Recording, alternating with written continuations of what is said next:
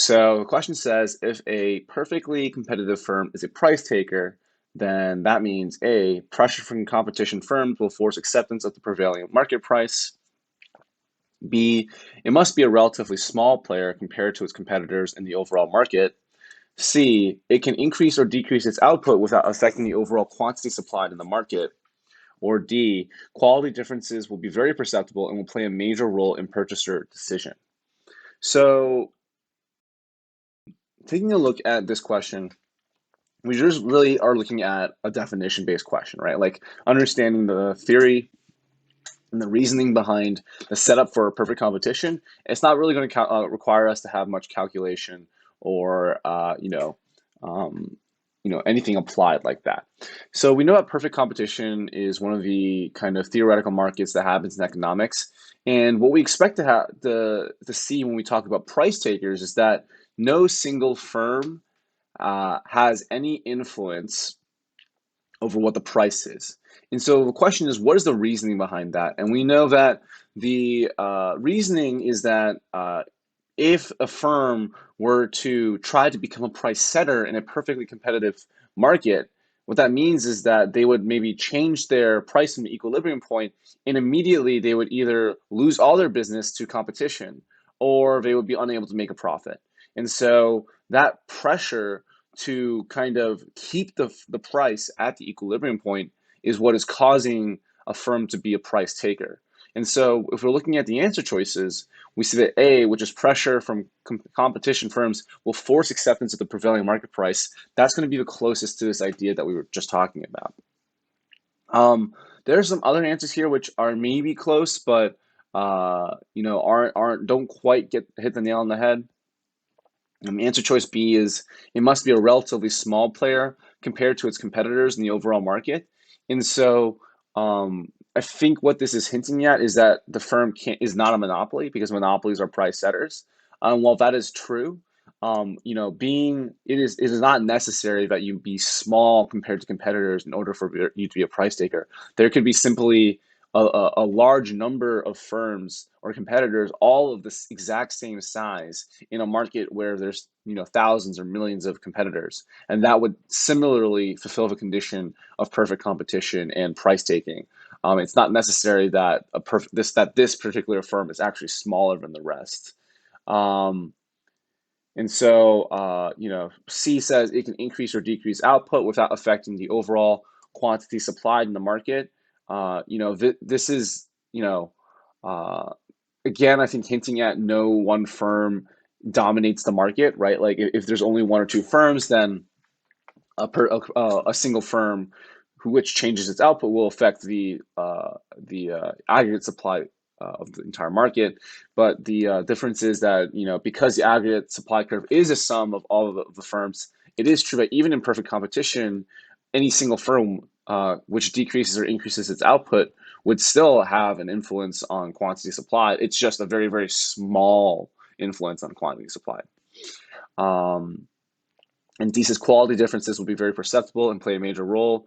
Again, this is something that doesn't happen in perfect competition. Perfect competition assumes that all products are ubiquitous and identical, and so quality differences make absolutely no difference in perfect competition. And again, even if this has to do with perfect competition, it doesn't have anything to do with a firm being a price taker. So that's not going to be the right choice. So we are going to choose answer choice A, and let's take a look at the previous tutor's solution. So the previous tutor says the market is mainly divided into two types, known as a perfectly competitive market and imperfectly competitive market. That's not. You could divide it that way in that you have perfectly competitive markets, and then you have the rest of the markets.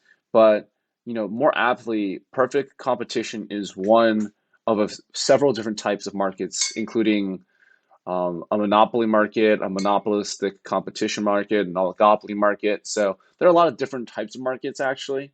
So I don't know if it's fair to say there's a main division into just two types. So we'll definitely make a note of that as we verify the solution. Let's take a look at what else. So they say the perfectly competitive market is the market structure where a large number of sellers selling similar goods to a large number of buyers. Some grammar issues there, but that is true. Because of the large number of sellers, the contribution of every single firm is less, and so no one has the price setting ability, and so they are a price taker.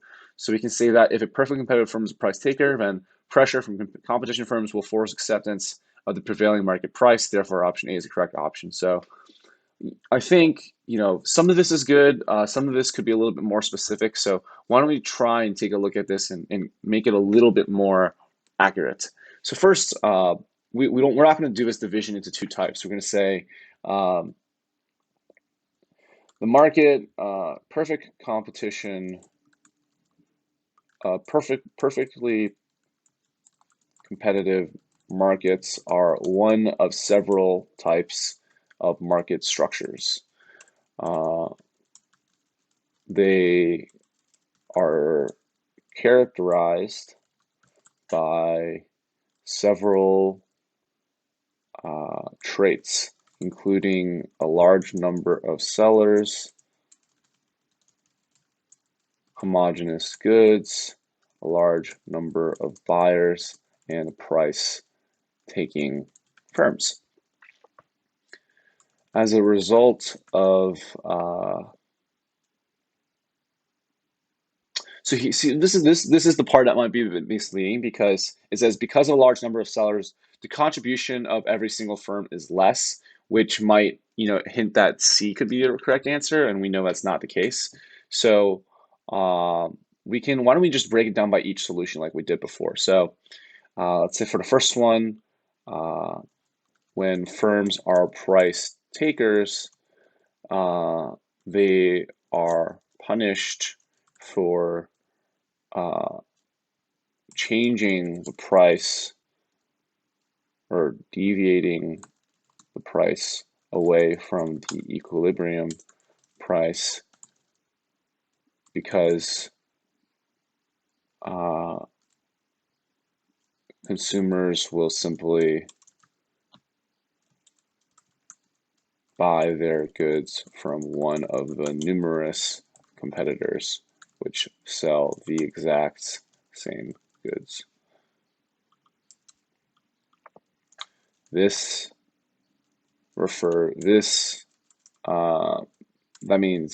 means that answer choice A is correct. So B is incorrect because it's not necessary for a price-taking firm to be smaller than its peers, just that there would be many other firms that could be the same size. C says it can, C is incorrect because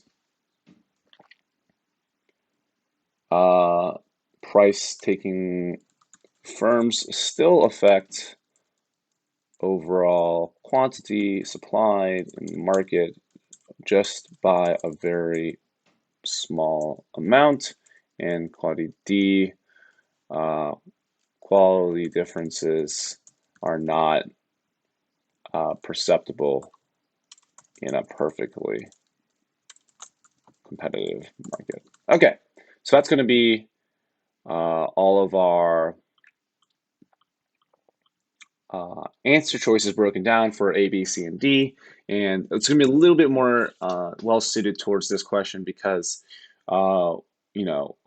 we clarify this division into two types, and we also clarify the conditions of perfect competition in case that was useful. And finally, we break down why each answer choice is either right or wrong. So the solution is correct, but we're going to modify that a little bit.